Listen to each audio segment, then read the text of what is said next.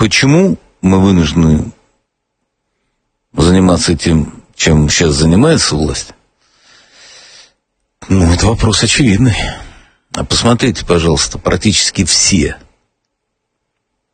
цветные революции осуществляются по координации через что?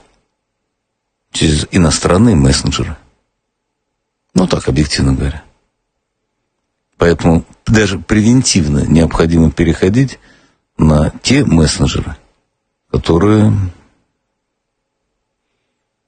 понимают, ответственны. А вот эти все рассуждения, да либертарианцы, идите в жопу. Интересы государства всегда превыше.